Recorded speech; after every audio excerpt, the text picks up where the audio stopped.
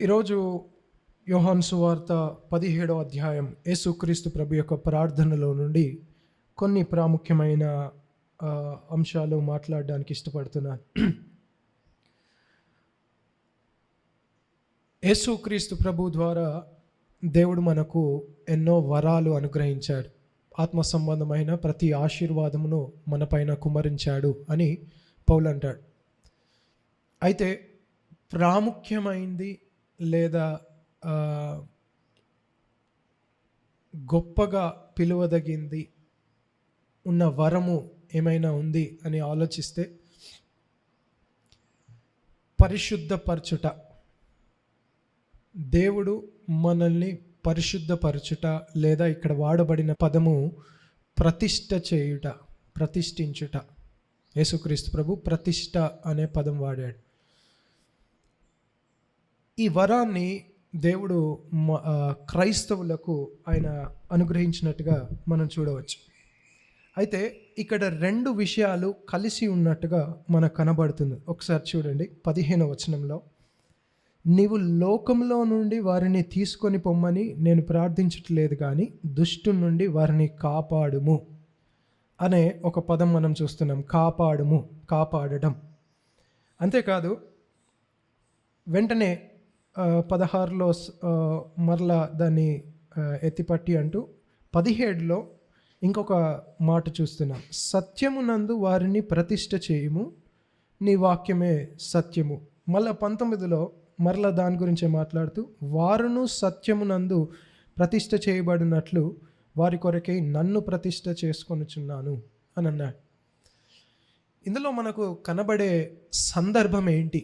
యేసుక్రీస్తు ప్రభు మాట్లాడుతున్నప్పుడు ఏ సందర్భంలో ఆ విషయాలు మాట్లాడుతున్నాడు అంటే, చూడండి, 15లో లోకంలో నుండి వారిని నువ్వు తీసుకుపోమని నేను ప్రార్థించట్లేదు. యేసు ప్రభు తండ్రితో ప్రార్థిస్తున్నాడు. వీరు లోకంలో ఉండబోతారు, శిష్యులు.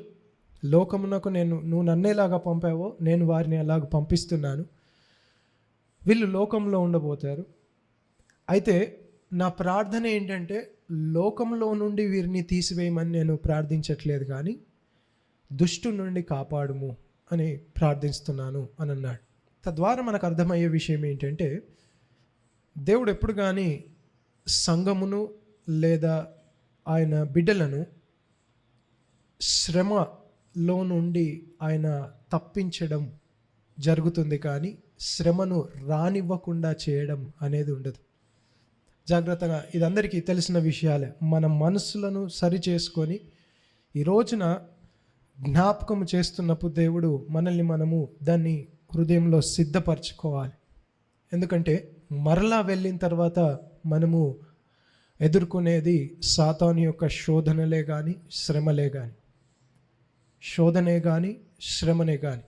యోహాన్ అంటాడు, చిన్నపిల్లలారా, మీలో ఎవడైనను పాపం చేసిన ఎడల నీతిమంతుడైన ఉత్తరవాది మీ కొరకున్నాడని జ్ఞాపకం చేసుకోనండి. శోధన అంటే ఏం జ్ఞాపకం చేస్తున్నాడు? యేసుక్రీస్తు ప్రభువుని జ్ఞాపకం చేసుకోనండి అంటే తప్పించబడ్డారు అనేది చెప్తున్నాడు. జ్ఞాపకం చేసుకోండి అని అంటే మీరు తప్పించబడ్డారు, నిర్మూలన చేసేంత శిక్ష మీ పైకి రాదు అని అన్నట్టుగా చెప్తున్నాడు. అదే మాట యేసుక్రీస్తు ప్రభు ఇక్కడ వేడుకుంటున్నాడు తండ్రి యొద్ద. ఏమని? శ్రమలో నుండి వారిని తీసివేయమని నేను అడగట్లేదు, కానీ దుష్టు నుండి వారిని కాపాడుము. తద్వారా మనకు అర్థమయ్యే విషయం ఏంటంటే, ఇంకొక మాటలో చెప్పాలంటే, దేవుడు ఎప్పుడు కానీ శ్రమలో సమకూర్చుతాడు, కానీ ఆయన శ్రమను తీసివేయడు. సమకూర్చడానికి ఇష్టపడుతూ ఉంటాడు. శ్రమలోనే కానీ శోధనలోనే కానీ సమకూర్చడానికి ఇష్టపడుతూ ఉంటాడు. ఉదాహరణకు పౌలు ప్రార్థిస్తున్నాడు, అయ్యో ఇటు శరీరం నుండి నన్ను తప్పించగలవారెవరు అని. అంటే పాపమును కూర్చి లోతుగా అర్థమైన వ్యక్తికి లేదా దేవుని పరిశుద్ధత చూసిన వ్యక్తికి ఉంటున్న ఆ బాధ, అది శోధన.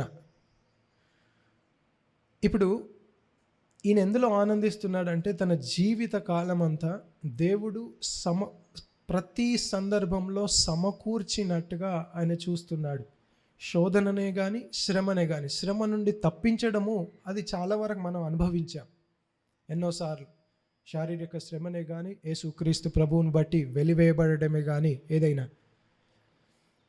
అయితే పాపమును గూర్చిన విషయంలో కూడా దేవుడు తన వాక్కు చేత మాట్లాడుతూ సమకూరుస్తూ తప్పిస్తూ ఉంటాడు.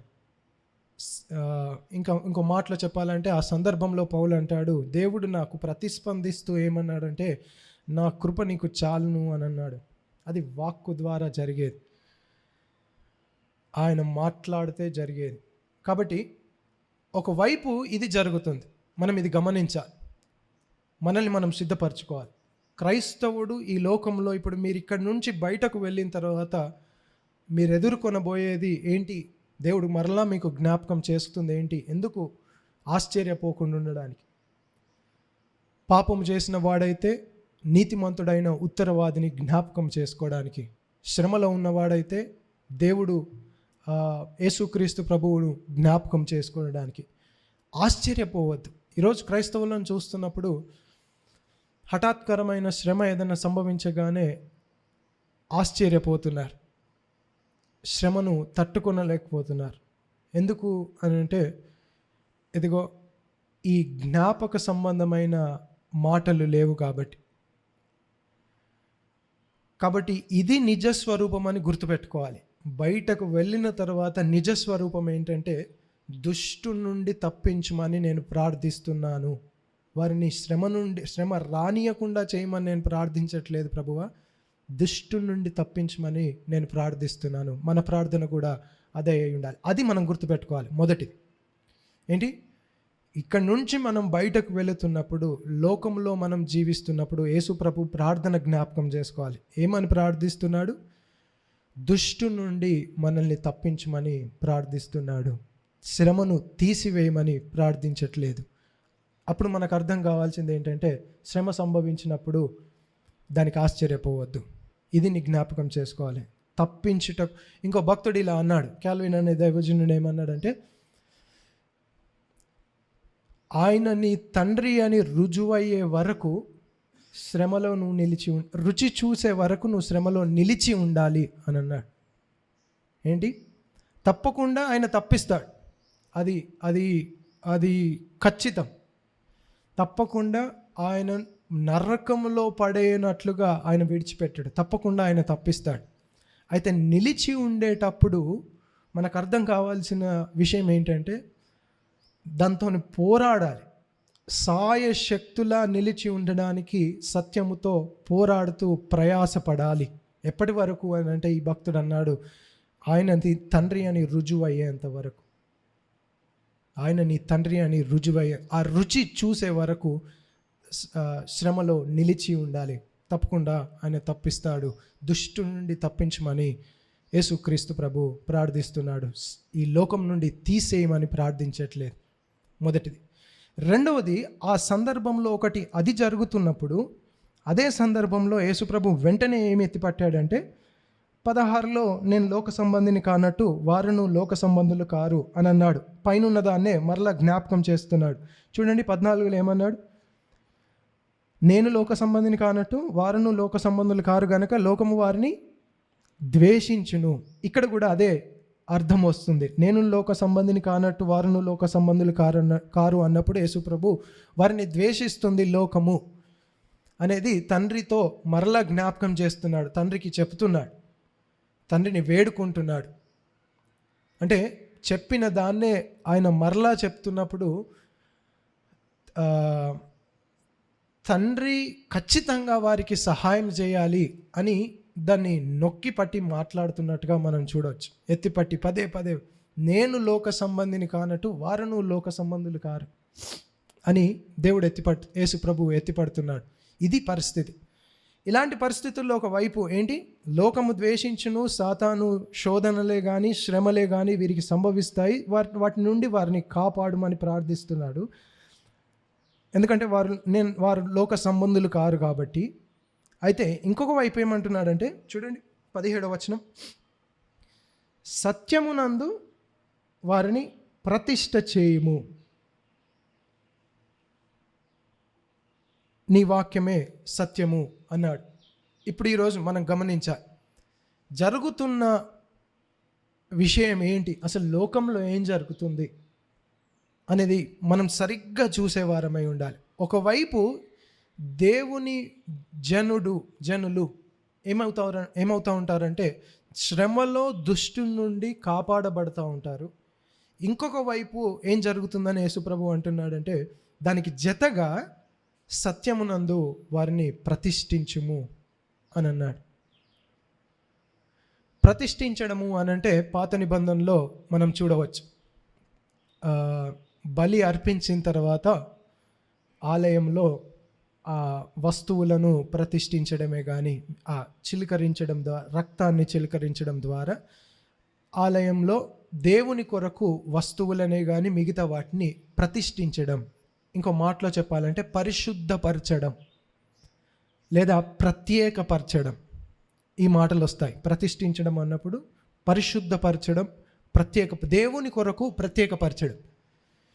ఇప్పుడు యేసు ప్రభు ఇక్కడ అన్నాడు, సత్యమునందు వీరిని పరిశుద్ధపరచుము లేదా ప్రత్యేకపరచుము లేదా ప్రతిష్ఠించుము అనే మాట అన్నాడు.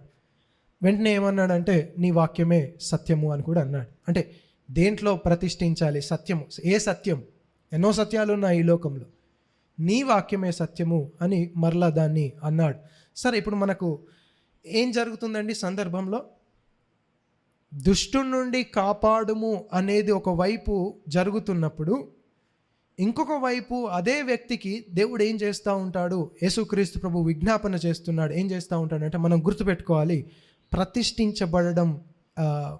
ప్రతిష్ఠించబడుతూ ఉంటారు ఆయన జనులు, లేదా ప్రత్యేకించబడుతూ ఉంటారు, లేదా పరిశుద్ధపరచబడుతూ ఉంటారు. ఇవి రెండు మనం జ్ఞాపకం ఉంచుకోవాలి మన జీవితంలో. ఈ అరణ్య యాత్రలో మనం ఈ రెండింటిని జ్ఞాపకం ఉంచుకోవాలి. శ్రమలో దుష్టు నుండి దేవుడు తప్పకుండా తప్పించుతాడు, నేను నిలిచి ఉండాలి అని. రెండవ విధముగా అదే సమయంలో దేవుడు తన జనులను ప్రతిష్ఠిస్తున్నాడు. ఎందులో అంటే సత్యములో. ఈరోజు దీన్ని మనం ఆలోచించి ముగించుకుందాం. పరిశుద్ధపరచడం అనే దాని గురించి ఆలోచించి ముగించుకుందాం. ఏ సందర్భంలోనండి? దుష్టు నుండి వారిని కాపాడుము. కాపాడుతూ దేవుడు చేసేది ఏంటంటే పరిశుద్ధపరుస్తూ ఉంటాడు. కేవలం కాపాడడమే దేవుడు చేయట్లేదు. అదొకటే చేసి ఉంటే మనము పాపపు స్థితిలోనే లేదా యేసుక్రీస్తు ప్రభు యొక్క స్వారూప్యంలోనికి మార్చబడకుండానే మనము రక్షింపబడతాం. ఇంకో మాటలో చెప్పాలంటే ఏంటండి? కాపాడబడను. ఇప్పుడు దేవుడు చేస్తున్నది ఏంటంటే మనం సంతోషించవలసింది గొప్ప వరము ఏంటి అని అంటే దేవుడు కాపాడుతూ ఆయన స్వారూప్యంలోనికి మార్చడం లేదా పరిశుద్ధపరచడం దేవుడు చేస్తున్నాడని మనం జ్ఞాపకం ఉంచుకోవాలి ఈ జీవిత ప్రయాణంలో. అయితే ఈ పరిశుద్ధపరచడం అనేది మనకు సరిగా అర్థమైందా? ప్రతిష్ఠించబడడం, పరిశుద్ధపరచబడడం. సాధారణంగా ఇప్పుడు మిమ్మల్ని ప్రశ్నించాను అనుకోండి, పరిశుద్ధపరచడం అంటే ఏంటి అని ప్రశ్నించాను అనుకోండి, ఇది సాధారణంగా లోకమంతటా ఉంది. ప్రత్యేకించబడడం అంటే ఒక వస్త్రాధరణ చేసుకొని వాళ్ళు వేరే ప్రాంతాలకు వెళ్ళి జీవించడం, భిక్షాటనకు మరలా ఆహారం కొరకు రావడం. వారెవరు? పరిశుద్ధులు, పరిశుద్ధంగా జీవించేవారు అనే ఆలోచన. ఇంకా అది ఉన్నతమైన పరిశుద్ధత వారి దృష్టిలో. సాధారణ వ్యక్తులకు మరి పరిశుద్ధత కావాలి కదా. అట్లాంటి పరిస్థితుల్లో ఏం చేస్తూ ఉంటారంటే నీటితో స్నానమే కానీ ఇంకా వివిధ రకాలుగా పరిశుద్ధపరచుట, ప్రతిష్ఠింపబడుట, ప్రత్యేకపరచబడుట అనేది చేస్తూ ఉంటారు. 40 రోజులు కొద్దిగా ప్రయాసపడడం, ఇవన్నీ ప్రయాసాలు ఉన్నాయి. బాధాకరం ఏంటంటే క్రైస్తవులు సైతము అలాంటి దాన్నే పరిశుద్ధతకు లేదా ప్రతిష్ఠింపబడడానికి ప్రతిరూపంగా చేసినట్టుగా మనం చూడవచ్చు. ఏంటి? ఇప్పుడు పరిశుద్ధపరచబడుట అని ఒకవేళ ప్రశ్న అడిగితే వెంటనే సాధారణ సమాధానం ఏంటి? దినదినము దేవుని కొరకు జీవించడం. ఏంటండి? పరిశుద్ధపరచబడుట అంటే ఏంటి? దినదినము దేవుని కొరకు జీవించడం. నా చిన్నతనంలో నేను కూడా అనుకునేవాడిని, కీబోర్డ్ వాయిస్తున్నప్పుడే కానీ సంఘంలో వాడబడే ప్రతి పనికి దేవునికి నాకు ఒక డీల్ ఏర్పడింది అన్నట్టుగా జీవించేవాడిని. ఎందుకు? దేవుని కొరకు ఆ మాత్రమైన పని చేస్తున్నాను. ఇప్పుడు చాలా వరకు ఉన్న ఆలోచన విధానం ఏంటంటే ప్రతిష్ఠింపబడడం గురించి నేను మాట్లాడుతున్నాను, పరిశుద్ధపరచబడడం గురించి నేను మాట్లాడుతున్నాను. దేవుని కొరకు చేస్తున్న పనిలో, దేవుని కొరకు ఉంటున్న జీవితంలో తమను తాము సంతృప్తి పరుచుకోవడం, తద్వారా వచ్చే ఆలోచన ఏంటంటే, ఒక మాటలో చెప్పాలంటే దేవుని వాక్యము లేకుండానే ఒక వ్యక్తి పరిశుద్ధంగా జీవిస్తున్నాడు అని మనం ఒప్పుకుంటున్నాం. దేన్ని బట్టి? ఆ సారాంశంలోనికి ఎందుకు వచ్చాం? ఆ వ్యక్తిలో వాక్యము లేకున్నప్పటికీ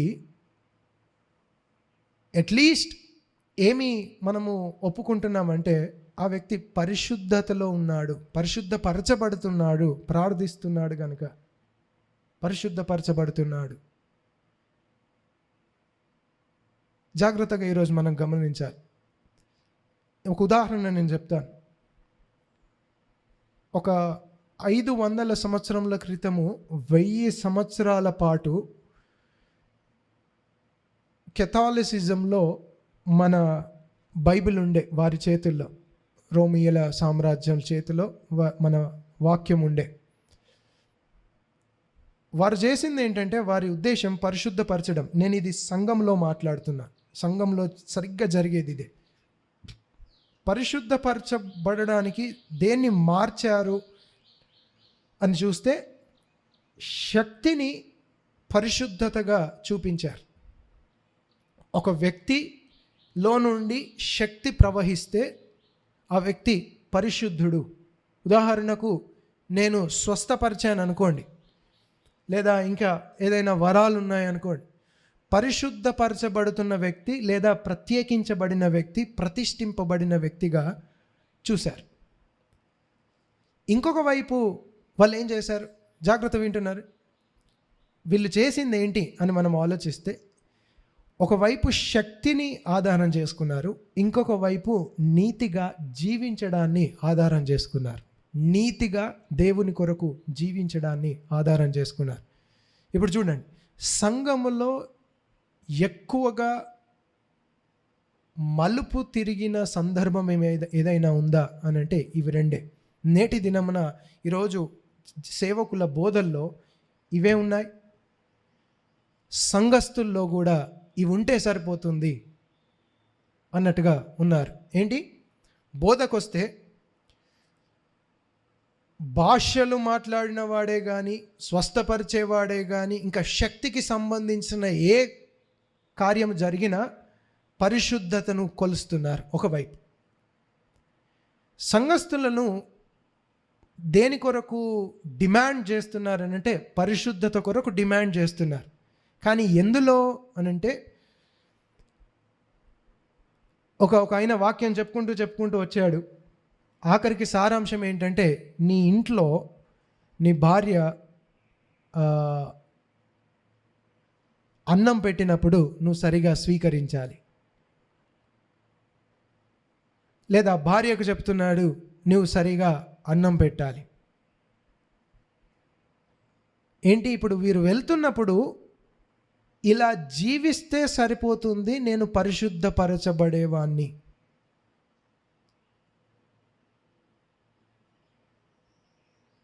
జాగ్రత్తగా, ఇలా జీవిస్తే సరిపోతుంది, నేను పరిశుద్ధపరచబడుతున్నవాడను. కానీ ఆశ్చర్యకరంగా యేసుక్రీస్తు ప్రభువు ఏమన్నాడంటే, సత్యమునందు వారిని పరిశుద్ధపరచుము అని అన్నాడు.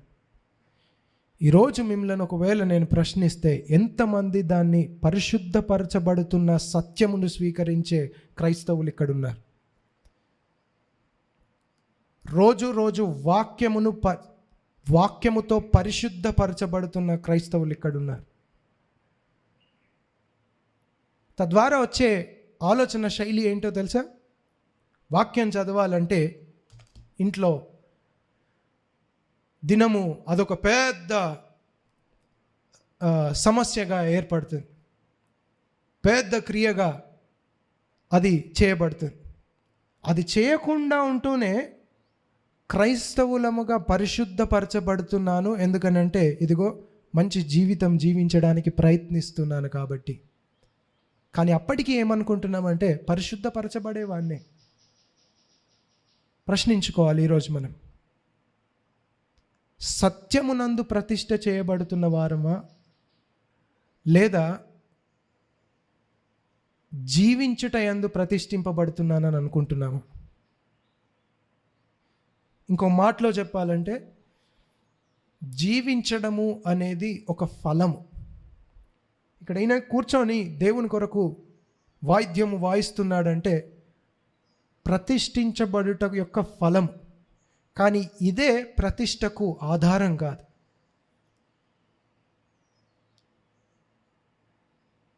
వాక్యమును అంత కేంద్రంగా మనం చేసుకున్నామా అనేది ఈరోజు చూసుకోవాలి, పరిశీలించుకోవాలి. బైబిల్ చదవడానికి వెళ్తున్నప్పుడు పరిశుద్ధపరచుటకు నాకు ఇదే ఆధారము అన్నట్టుగా వెళ్తున్నామా, లేదా పరిశుద్ధంగా జీవించడమే నా పరిశుద్ధపరచబడడం, కొద్దిగా దానికి ఎలా జీవించాలో అవసరం ఇది అవుతుంది అన్నట్టుగా చూస్తున్నామా? యేసు ప్రభు ప్రార్థన అలా లేదు. ఏమన్నాడంటే సత్యమునందు వారిని పరిశుద్ధపరచుము. అయితే నాకు ఆశ్చర్యం కలిగిన మాట ఏంటంటే యేసుక్రీస్తు ప్రభు ఇక్కడ 17వ అధ్యాయంలో ప్రార్థిస్తున్నప్పుడు చూడండి ఏమంటాడు 11వ వచనంలో, పరిశుద్ధుడవైన తండ్రి మనం ఏకమై ఉన్నలాగున వారును ఏకమై ఉండునట్లు అని అంటున్నాడు. ఏమని సంబోధిస్తున్నాడు ఒకసారి ఆలోచించండి. పరిశుద్ధుడు, నిష్కలంకమైన వాడు తండ్రిని ఏమని పిలుస్తున్నాడంటే పరిశుద్ధుడవైన తండ్రి అని. పాపము చేసేవాడు పరిశుద్ధుడు అని పిలవడంలో ప్రాముఖ్యత మనకు కనబడుతుంది. కానీ పరిశుద్ధుడిని పరిశుద్ధుడు అని పిలవడంలో మనకు ఆ ప్రత్యేకత ఉన్నత స్థాయిలో అర్థం కావాలి. దేవుడు మాత్రమే పరిశుద్ధపరచువాడు అని. ఇది మనకు స్పష్టంగా తెలుసు. యేసుక్రీస్తు ప్రభు సైతం ప్రార్థనలో ఆయన వెళుతూ మరలా దీన్ని ఎత్తిపడుతున్నాడు, పరిశుద్ధుడమైన తండ్రి. ఇది చదవగానే నాకు ఒకేసారి ఇట్లా వణికినట్టుగా అయింది. ఎందుకంటే అది ఎత్తాల్సిన అవసరత లేదు అక్కడ. కానీ సాధారణంగా ప్రార్థనలో వెళ్తూ యేసుక్రీస్తు ప్రభు పరిశుద్ధుడవైన తండ్రి అని మరలా ఎత్తి మరలా ప్రార్థిస్తున్నాడు అంటే దాని ప్రత్యేకత మనం అక్కడ చూడాలి. యేసు ప్రభు ఎలా కొలుస్తున్నాడు మనకు స్పష్టంగా తెలుసు, తండ్రి పరిశుద్ధపరచువాడు అని. ఇప్పుడు ప్రశ్న ఏంటంటే పరిశుద్ధపరిస్తే ఎలా పరిశుద్ధపరుస్తున్నాడు? వాక్యముతో పరిశుద్ధపరుస్తున్నాడు. ఈరోజు మనకు ఖచ్చితంగా అర్థం కావాలి, స్పష్టంగా దాన్ని మనం చూడాలి. పరిశుద్ధుడైన తండ్రి అనేది ఎంత ప్రాముఖ్యమో, అది ఎంత ప్రత్యేకమైందో, ఆయనను చేరుటయందు పరిశుద్ధుడు అనే జ్ఞాపకము మనం ఎంత ఖచ్చితంగా ఉంచుకోవాలో, అదే సమయంలో యేసుక్రీస్తు ప్రభు అంటున్నాడు ఆయనే పరిశుద్ధపరచువాడు. కానీ ఎందులో అంటే సత్యమునందు పరిశుద్ధపరచువాడు, వాక్యమునందు పరిశుద్ధపరచువాడు. ఇప్పుడు ఒకసారి ఆలోచిస్తాం, ఎలా జరుగుతుంది? వాక్యమునందు పరిశుద్ధపరచడం ఏంటి? సత్యమునందు పరిశుద్ధపరచడం ఏంటి? ఒకసారి ఆలోచించుదాం. యేసుక్రీస్తు ప్రభు మన కొరకు మరణించి తిరిగి లేచాడు. ఆయన తండ్రి కుడి పార్శ్వమున ఉన్నాడు. ఇష్టానుసారంగా ఈ లోకంలో మనం జీవిస్తున్నప్పుడు ఒకరోజు యేసు ప్రభువులో ఐక్యపరచబడ్డాం. ఏం చేయబడ్డాం? యేసుక్రీస్తు ప్రభువులో ఐక్యపరచబడ్డాం. ఎలా జరిగిందండి?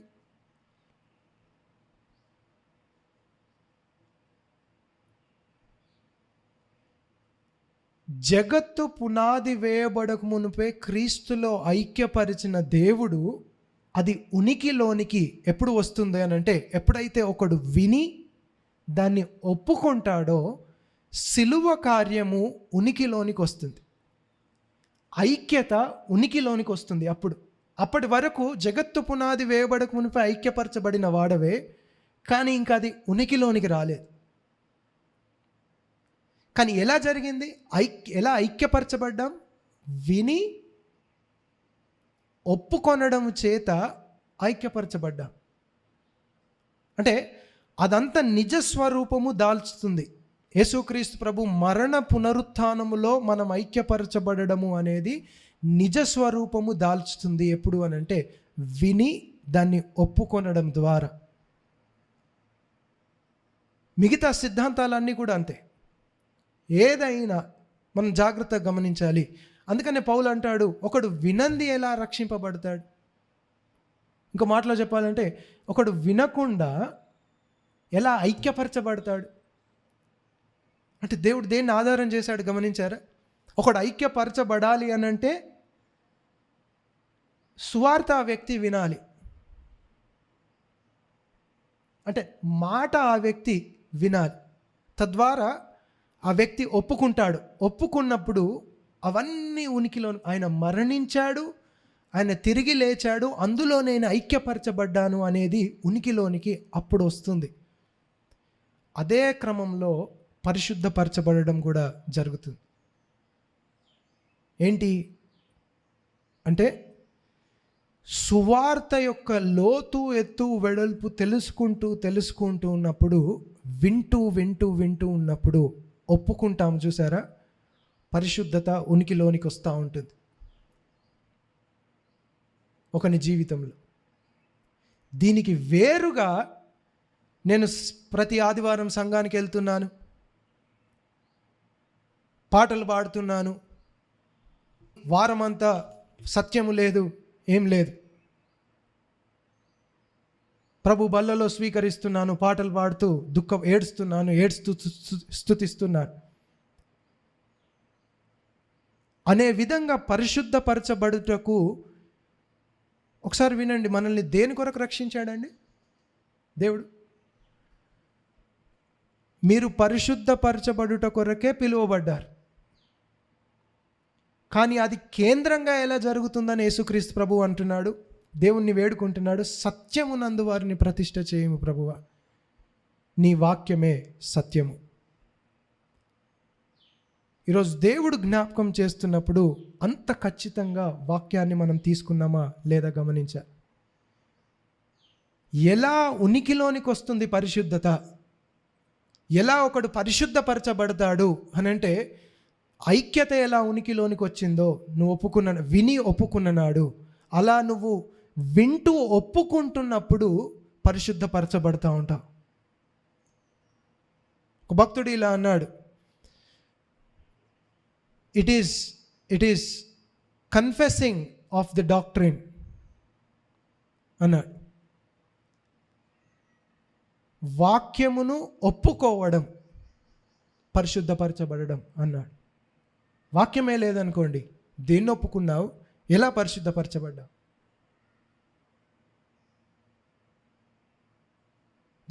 జాగ్రత్త వినండి. పరచబడడం వేరు, జీవించడం వేరు అన్నట్టుగా తీసుకోవద్దు.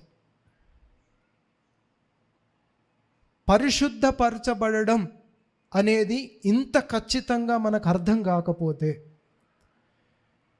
వాక్యము లేకుండానే మనం పరిశుద్ధతలో ఎదుగుతున్న వారముగా కాలం గడిచిపోతూ ఉంటుంది.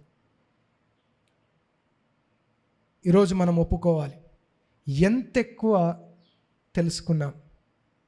దానికి వ్యతిరేకంగా మాట్లాడితే ఎంత తక్కువగా నేటి వరకు తెలుసుకొని తక్కువ పరిశుద్ధపరచబడ్డామో మనకి ఈరోజు అర్థం కావాలి. క్రీస్తు పరిశుద్ధుడవైన తండ్రి అని ఆయన అంటున్నప్పుడు ఆయన ఉన్నత స్థాయిలో పరిశుద్ధుడు.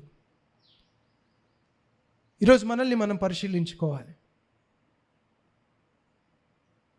ఎంత తక్కువ స్థాయిలో మనము సిద్ధాంతాన్ని, నేను అందుకనే వాక్యము అని వాడట్లేదు పదం, సిద్ధాంతం అని వాడుతున్నాను. ఎందుకో తెలుసా? సిద్ధాంతం అనేది డీప్ స్టడీని, శ్రమను సూచిస్తుంది. శ్రమ ఓర్చి, కష్టం ఓర్చి, చెమట గార్చి చదవాలి, దాన్ని సూచిస్తుంది సిద్ధాంతం అనేది. అప్పుడు ఒకడు పరిశుద్ధపరచబడతా ఉంటాడు. ఇది సేవకులు చేస్తూ ఉంటారు, బాగానే ఉంది, నేను ఒప్పుకుంటాను. మీరు వివిధ పనుల్లో ఉంటారు, ఆదివారం వచ్చేది మీరు వినడానికి. కానీ సత్యాన్ని మనం పరిశీలిస్తున్నప్పుడు సాధారణ స్థాయిలోనైనా పరిశుద్ధపరచబడుటకు ఒకే ఒక కారణం ఇది అనే విధంగా మనం చూస్తున్నామా, లేదా ఉన్నతమైన కారణం ఇది, మాధ్యమం ఇది అనే దాని మీద సత్యమునందు ప్రతిష్ఠించుము అని చూస్తున్నామా, లేదా వాక్యం అనేది సరిగా ఈ లోకంలో జీవించడానికి ఒక సంపుటి, పుస్తక సంపుటి, కట్టడాల సంపుటి లాగా చూస్తున్నామా? యేసు ప్రభు రెండిటి కొరకు ప్రార్థిస్తున్నాడు. తండ్రి, దుష్టుని నుండి వారిని తప్పించుము. నేను వారిని లోకంలో నుండి తీసివేయమని నేను ప్రార్థించట్లేదు, కానీ దుష్టుని నుండి వారిని తప్పించుము. బయటకు వెళ్తున్నప్పుడు మనం ఇది జ్ఞాపకం ఉంచుకోవాలి. ఇది నిజ స్వరూపం. దుష్టుని నుండి తప్పించమని యేసు ప్రభు ప్రార్థిస్తున్నాడు. అది తప్పించబడే వరకు నేను ప్రార్థిస్తూ ఈ లోకంలో యాత్రను కొనసాగిస్తాను. ఇది రియాలిటీ ఈజ్ దిస్. దుష్టుని నుండి మమ్మల్ని తప్పించుము, శ్రమను తీసివేయము కాదు. రెండవది తండ్రితో జ్ఞాపకం చేస్తున్నాడు, సత్యమునందు వారిని ప్రతిష్ఠించుము. ఈరోజు బయటకు వెళ్తున్నప్పుడు దీన్ని కేంద్రంగా ఉంచుకున్నామా మనం చూసుకోవాలి, పరిశీలించుకోవాలి. ఎంత తక్కువగా నేటి దినం వరకు పరిశుద్ధపరచబడ్డామో కూడా ఒప్పుకోవాలి దేవుని ఎదుట. చివరిగా 19వ వచనంలో 18 నేను చదువుతున్నాను. నీవు నన్ను లోకమునకు పంపిన ప్రకారము నేనును వారిని లోకమునకు పంపితిని. శిష్యులను గురించి మాట్లాడుతున్నాడు. ఇక్కడ ఒక చిన్న మాట, యేసుక్రీస్తు ప్రభు ప్రత్యేకంగా శిష్యుల కొరకు ప్రార్థిస్తున్నాడు. నిజానికి ఈ ప్రార్థన అంతా ప్రాముఖ్యంగా శిష్యుల కొరకే. తర్వాత మనను గూర్చి 22, 23 ఆ ప్రాంతంలో ఆయన జత చేస్తాడు. అయితే శిష్యుల కొరకు ప్రార్థిస్తూ ఇక్కడ ఏమంటున్నాడు? నీవు నన్ను పంపిన ప్రకారంగా నేను వారిని లోకంలోనికి పంపిస్తున్నాను. అక్కడ కొద్దిగా ఒక మాట మనకు ప్రత్యేకంగా అర్థం కావాల్సింది ఏంటంటే, శిష్యుల యొక్క ప్రత్యేకత. యేసుక్రీస్తు ప్రభువుతో పోల్చుకుంటున్నాడు. నీవు నన్ను పంపిన విధముగా నేను వారిని పంపిస్తున్నాను అంటే, ఇంకో మాటలు చెప్పాలంటే, యేసుక్రీస్తు ప్రభు యొక్క పరిచర్యకు దేవుడు ఎలాగైతే పంపించాడో, వీరు అలాంటి పరిచర్యలోనికి, అంత భారమైన పరిచర్యలోనికి వెళ్తున్నారు, వీరికి ఖచ్చితంగా నీ ఆత్మ సహాయం కావాలి అని యేసుక్రీస్తు ప్రభు ప్రార్థిస్తున్నాడు. అక్కడ మనకు అర్థం కావాలి శిష్యుల యొక్క ప్రత్యేకత. యేసుక్రీస్తు ప్రభు ప్రత్యేకించుకొని మాట్లాడుతున్నాడు. అంటే ఎంత పెద్ద ఆఫీస్లోనికి వారు వెళ్తున్నారో యేసు ప్రభు ఎత్తిపట్టి అలాంటి పరిచర్యలోనికి వెళ్తున్నారు, వీరిని ఖచ్చితంగా కాపాడుమని అని విజ్ఞాపన చేస్తున్నాడు. అయితే ముగించడం దేంతో ముగించాడు చూడండి, 18లో 19లో వారును, ఎవరైనా చదవండి. వారును సత్యమందు ప్రతిష్ఠ చేయబడినట్లు వారి కొరకై నన్ను ప్రతిష్ఠ చేసుకొనుచున్నాను.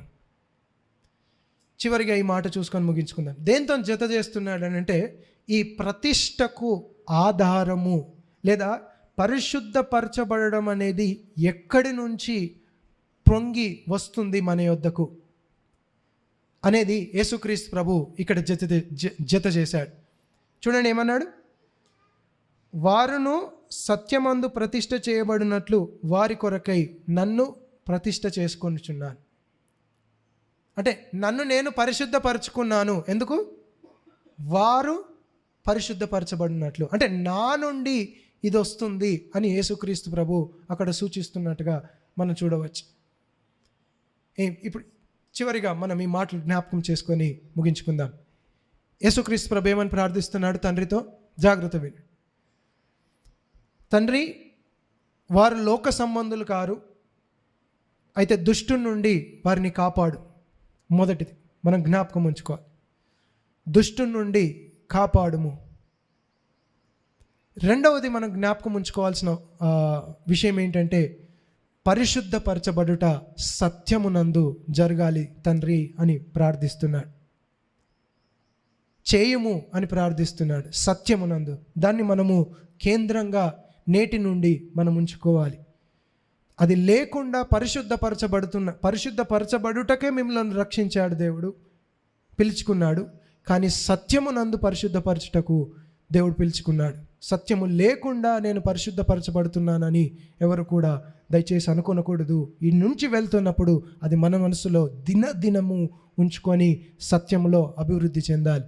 మూడవదిగా ఏమన్నాడనంటే, సత్యమునందు వారిని ప్రతిష్ఠించుము, అయితే వారు సత్యములో ప్రతిష్ఠింపబడినట్లు నేను ప్రతిష్ఠింపబడుచుకున్నాను, నన్ను నేను ప్రతిష్ఠించుకున్నాను అని అన్నాడు.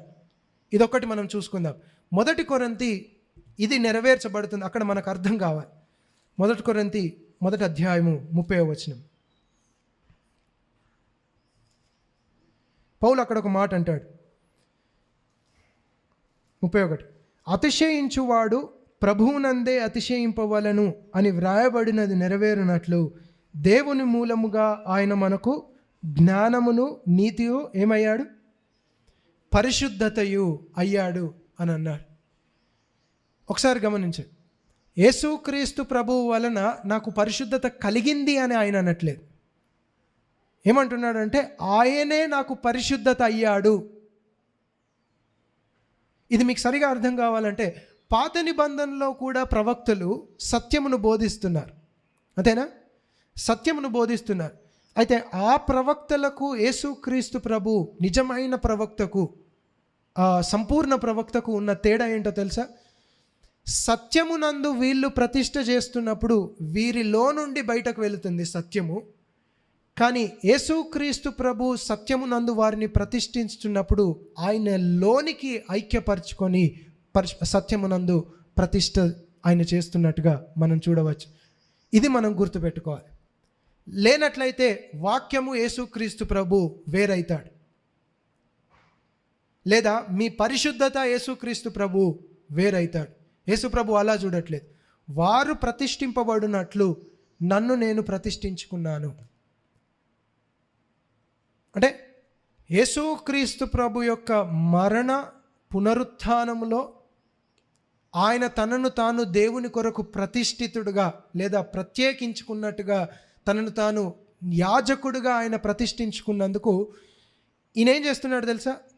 సత్యమునందు అనగా ఆ సత్యము ఈయనలో ఉంచుకొని వీరిని ఆయనలోనికి ఐక్యపరచుకొని ప్రతిష్ఠిస్తున్నాడు. ఎంత గొప్ప ధన్యత! నేను ప్రార్థిస్తున్నప్పుడు అదే నాకు ఆశ్చర్యం కలిగింది. మనల్ని కాపాడుతున్నాడు ఒకవైపు, కాపాడడం మాత్రమే కాదు పరిశుద్ధపరుస్తున్నాడు ఒకవైపు. ఆ పరిశుద్ధపరచడము వేరుగా కాదు, ఐక్యతలో పరిశుద్ధపరుస్తున్నాడు అనేది ఇంకోవైపు. ఆయన లోనికి మనల్ని చేర్చుకొని పరిశుద్ధపరుస్తున్నాడు. అది ఎప్పుడు ఉనికిలోనికి వస్తుందంటే సత్యము ద్వారా ఒప్పుకుంటున్నప్పుడు, ఒక్కొక్కటి ఒప్పుకుంటున్నప్పుడు ఆ ఐక్యతలో నీవు పరిశుద్ధుడిగా మార్చబడతా ఉంటావు, పరిశుద్ధపరచబడతా ఉంటావు దినదినము.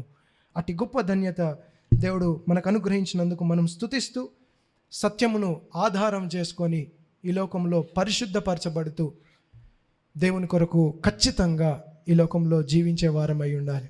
మంచిది. అందరం తలలు వంచినట్లయితే ప్రార్థన చేసుకుందాం.